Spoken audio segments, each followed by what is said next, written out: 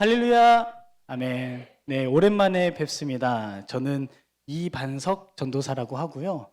여러분들께서 잘 아시는 것처럼 우리 서울의 은평감리교회라는 교회에서 사역하고 있고, 또 이렇게 지난 6월에 안국교회에서 길러주신 이미진 전도사와 이렇게 결혼을 하고 이렇게 찾아뵈었습니다. 또 여러분들께서 그때 축복해 주시고 기도해 주셔서 너무나도 감사를 드리고, 네, 감사합니다. 오늘 이렇게 다시 만나 하나님의 말씀을 또 한 번 나누게 되어서 참으로 감사하고 영광입니다.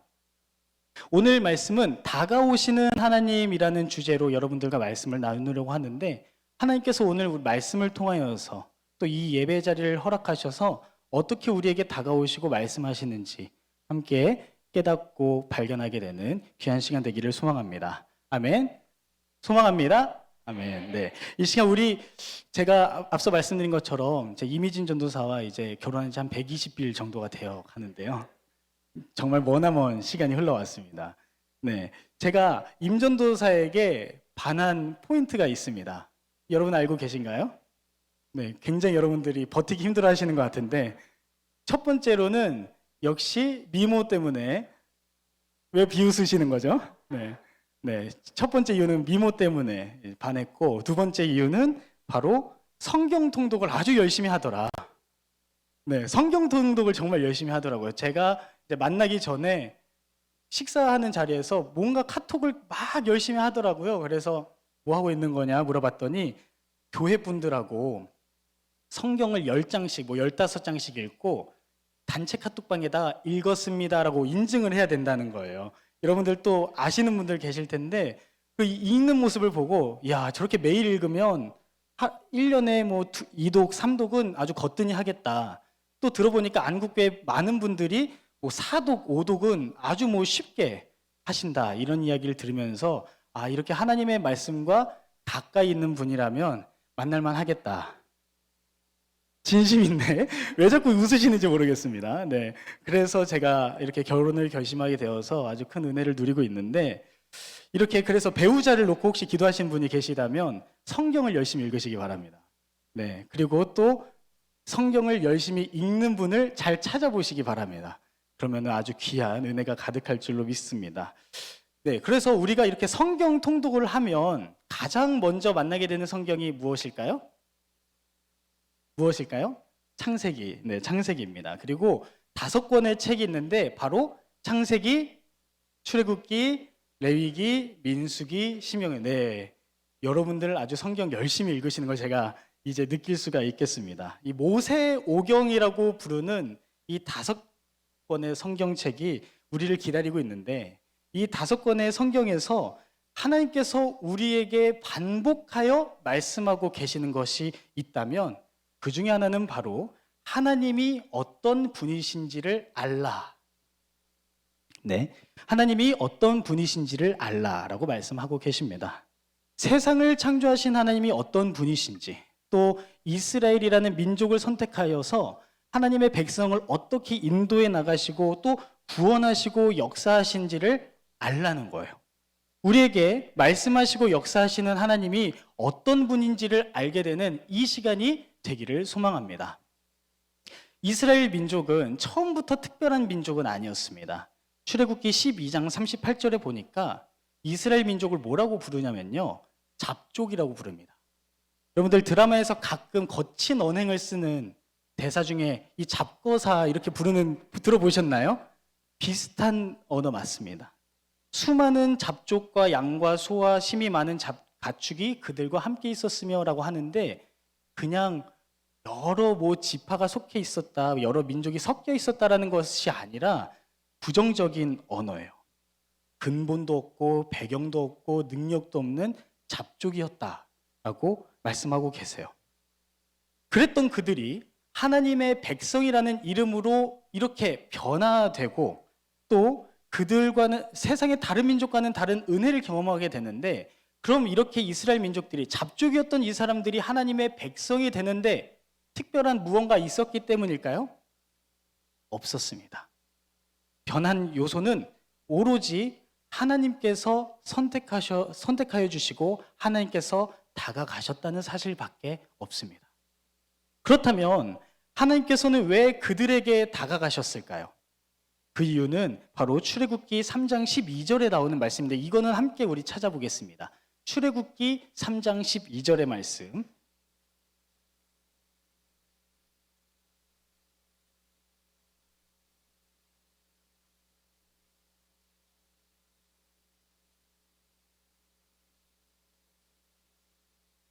출애굽기 3장 12절의 말씀 함께 읽겠습니다. 시작.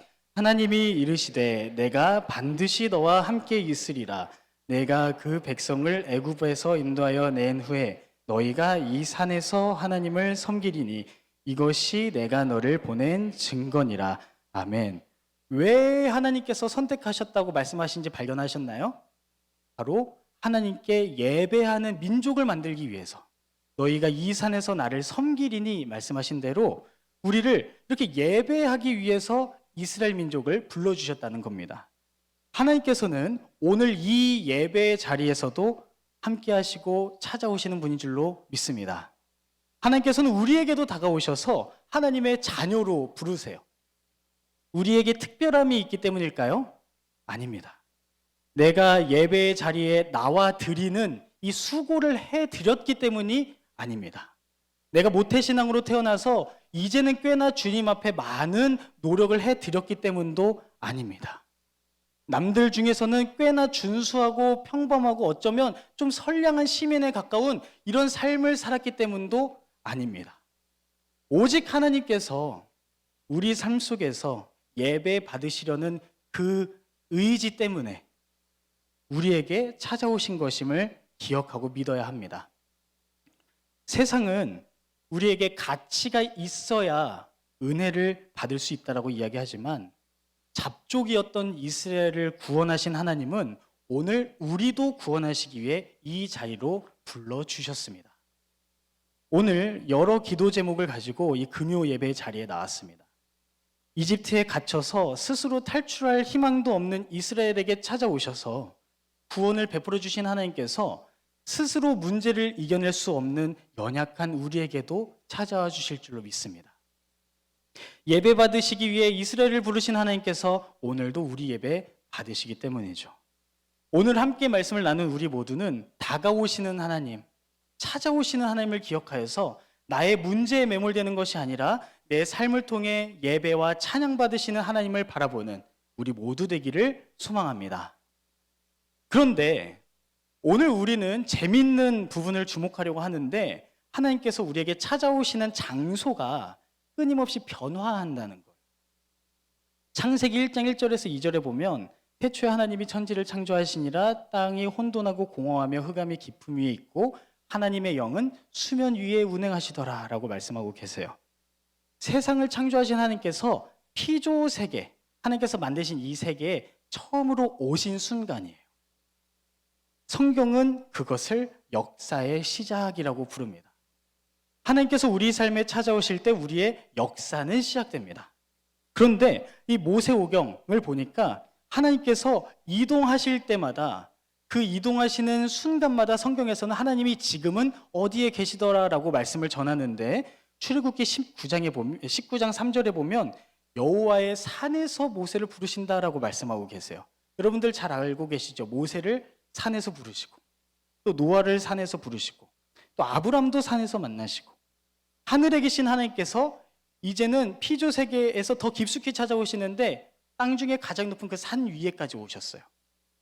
하나님께서 가까워지고 계시고 이동하고 계신 겁니다. 보통 우리는 이렇게 성경 통독을 할 때 오늘 함께 읽은 레위기는 조금 낯설죠. 창세기 피면 어떻습니까? 너무 잘 아는 이야기입니다. 아담, 하와, 그렇지, 아브라함, 이삭, 야곱, 요셉, 흥미진진하게 읽습니다. 제가 한 번은 창세기 1장부터 50장까지 그냥 그날 바로 읽어버린 적도 있어요. 또 출애굽기 흥미진진하잖아요. 이스라엘 백성들이 잡혔다가 모세 들어 사용하셔서 10가지 장 베푸시고 이렇게 읽으면요, 한 새해 우리가 성경 통독 시작하면 일주일이면 창세기에서 출애굽기 그냥 갑니다. 어떤 생각 드나요? 야, 올해는 내가 좀 다른데? 올해는 한 10장, 10독은 하겠는데? 올해는 내 20독은 하겠는데? 이러다가 나 신학교 가는 거 아니야? 이런 생각까지도 들기도 하죠. 그런데 출애굽기 지나고 레위기를 만나면 우리에게 레위기라는 이름처럼 위기가 찾아옵니다. 읽기가 확 힘들어지죠. 그러나 사실 이 많은 학자들은요, 오경의 하이라이트, 이 창출 레민 신이라고 부르는 이 오경의 하이라이트를 이 레위기라고 불러요. 왜냐하면 히브리 사람들은 보통 이 문학을 구성할 때 가장 가운데에다가 하이라이트를 넣기 때문입니다. 그도 그럴 것이 레위기에서는 오경에서 하나님과 사람이 만나는 가장 가까운 이야기, 가장 하나님과 사람이 가장 가까워지는 순간을 말씀해주고 계세요. 그런데 우리가 레위기가 어렵고 낯설게 느껴지는 까닭은 우리가 이것을 규칙서로 보기 때문입니다. 그렇다면 우리가 앞서 이야기한 것처럼 하나님이 이동하고 계시더라. 수면 위에 계셨다가 산 위에 계시고 이제는 레위기에서 어디까지 오시는지 한번 보려고 합니다. 아까 함께 읽었던 1장 1절에 보니까 모세를 어디에서 부르시나요? 회막에서 부르세요. 회막에서, 성막이라고도 하죠. 이 회막에서 모세를 부르십니다. 하나님께서 이제 산 위에 계신 게 아니라 우리의 예배 장소인 회막까지 찾아오신 거예요. 그리고 이 회막은 이스라엘 공동체의 삶의 중심입니다. 하나님께서 성막까지 다가오셔서 1장부터 레위기 1장부터 1장부터 10장은 예배에 대한 규례가 등장하죠. 이렇게 하나님께서 성막에 오셨으니 우리는 이 성막에서 어떻게 하나님께 예배해야 된다를 다루는 거예요. 성막, 장막을 뜻하는 이 히브리어는 미시칸이라고 읽는데 그 의미는 정착이라는 뜻이에요. 뭐라고요? 정착입니다. 하나님께서 찾아오시는 것이 방문이 아니라 정착하기 위해 오셨다는 거예요. 우리에게 완전히 정착하시기 위해 오셨습니다. 우리도 또한 하나님께 정착하는 곳입니다. 떠돌아다니며 다른 주인을 찾던 우리가 이제는 하나님께 정착합니다. 하나님께서 우리에게 정착하시고 우리가 하나님께 정착하는 것을 우리는 뭐라고 부른다? 바로 예배라고 부릅니다. 여러분들이 이 예배 자리는 하나님께 정착하기 위해 오신 곳이에요. 저도 결혼을 해보니까 결혼과 연애 차이를 알게 되었습니다. 이제 선명하게 알게 되었습니다. 연애는 이렇게 놀다가 아무리 재밌어도 상대방이 집에 가요. 결혼은 상대방이 집에 가지 않아요. 계속 같이 있습니다. 그래서 예배는 결혼과 같아요. 하나님과 함께하는 삶의 시작입니다. 어디 가시지 않으세요.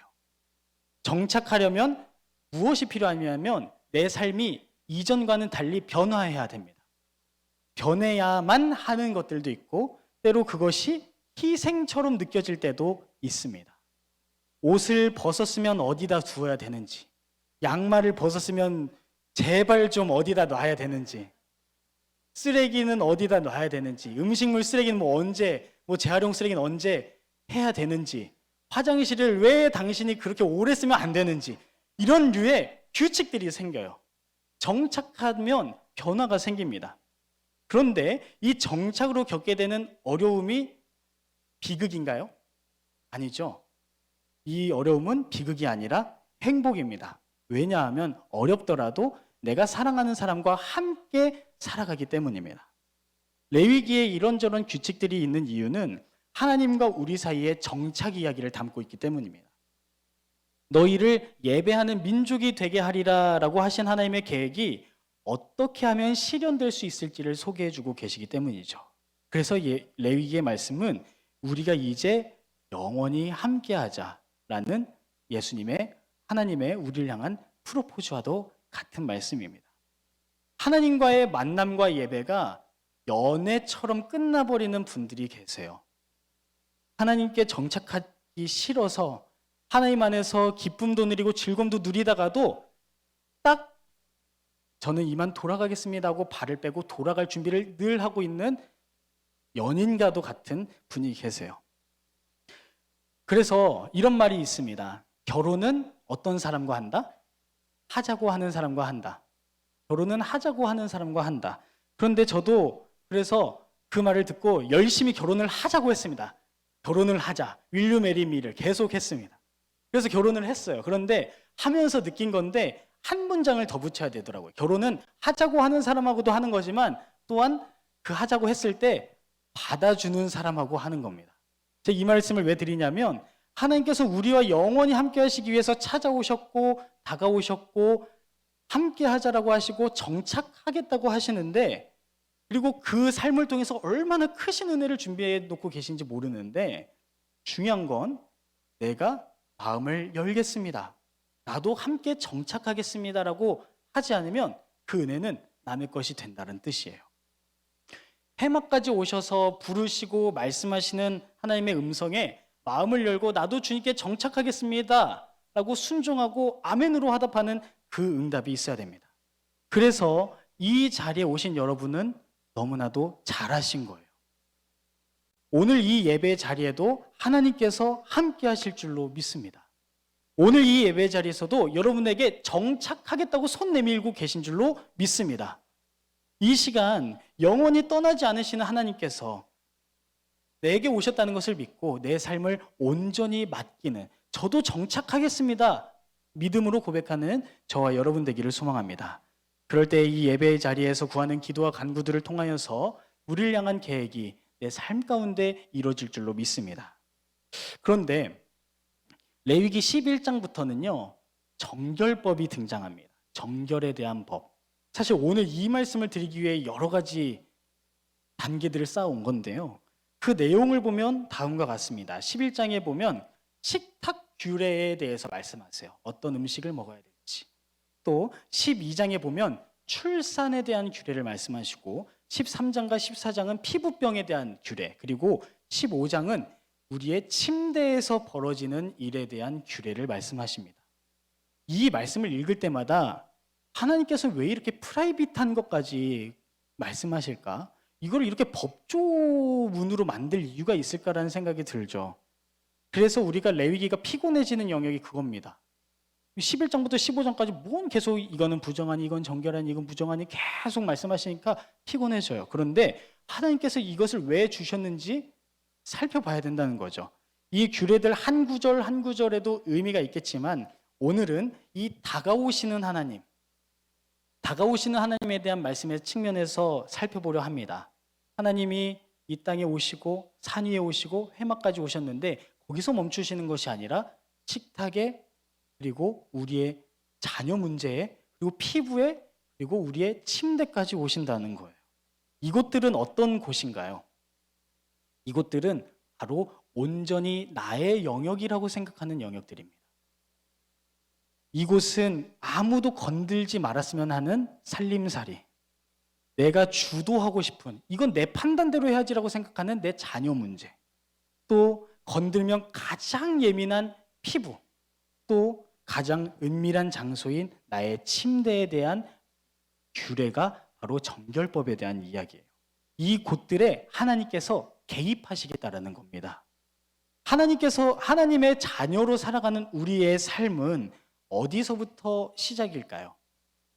우리는 주님, 내 삶을 변화시켜 주옵소서, 내 삶을 인도하여 주옵소서라고 기도하지만, 그런데 그 삶이 바로 오늘 이 정결규례에서 등장하는 것처럼 가장 내 은밀하고 예민하고 누구에게도 맡기기 싫은 여기부터 시작해야 된다는 것을 우리가 기억해야 합니다.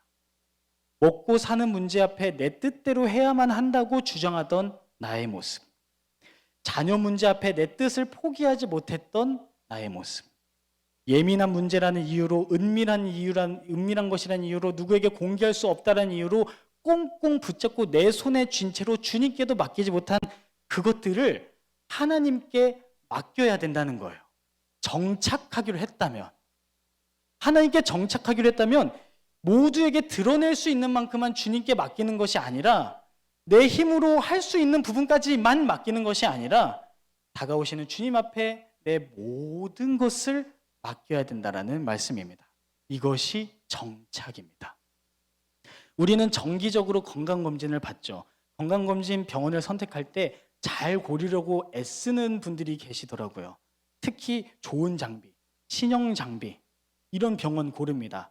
그러면 검진비가 조금 올라가더라도 그래도 기꺼이 선택하죠. 그러면 그 좋은 장비의 기준은 뭡니까? 얼마나 더 깊이, 얼마나 더 자세히 볼 수 있는 장비와 또 실력을 갖췄냐는 거잖아요. 그런 병원이라면 우리는 기꺼이 내 돈도 시간도 내어줍니다.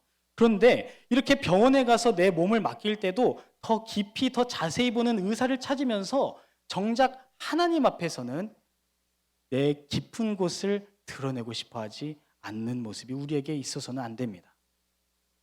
오늘 말씀처럼 하나님께 나오는 우리는 하나님 앞에 나의 깊은 속사정, 내 마음도 온전히 내어 맡기는 믿음이 필요한 줄로 믿습니다. 우리는 오늘 이 자리에 가지고 나온 기도의 제목들이 있습니다. 가지고 나와놓고도 너무나 마음이 어려워서 꺼내놓지 못하는 고민들도 있을 겁니다.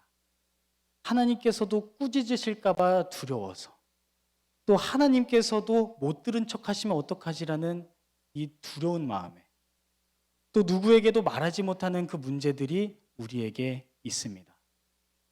생각만 해도 가슴을 치게 만드는 어려운 문제들도 갖고 계시죠. 하나님께서는 이렇게 가장 깊은 곳까지 내어놓는 우리의 기도를 들으시고 도와주시려고 우리에게 찾아오셨습니다. 연약한 우리에게 정착하셔서 우리를 강하게 하시고 돌보아 주시려고 오셨습니다. 그러므로 이 저녁 함께 기도하실 때에 오늘 말씀을 통해 우리에게 말씀하신 주님을 의지하는 저와 여러분 되시기를 소망합니다. 하나님께서는 다가오시는 것에 진심이십니다. 하나님은 아들 예수님을 이 땅에 보내주셨고 또한 성령님을 우리 이 각 영혼에 보내주셔서 자신이 얼마나 다가오는 것에 진심인지를 알게 하셨어요. 그렇다면 그 하나님께 우리의 모든 문제를 내어 맡기고 부끄럽다 하지 말고 예민하다 하지 말고 주님께 내 모든 것을 내어 맡기는 저와 여러분 되기를 소망합니다. 말씀 정리하겠습니다. 우리 찬양팀 반주 부탁드릴까요? 말씀 정리할 텐데 우리가 하나님을 찾은 것이 아니라 하나님께서 우리에게 다가오셨습니다. 하나님께서는 우리에게 방문하시는 것이 아니라 정착하려고 오셨습니다. 그런데 그 하나님께서는 우리에게 가장 깊은 곳까지도 내어 맡기라고 말씀하고 계십니다. 다가오신 하나님을 믿는 믿음으로 우리의 모든 어려움을 주님께 내어 맡기는 우리 모두 되기를 소망합니다. 이 시간 찬양하고 기도할 텐데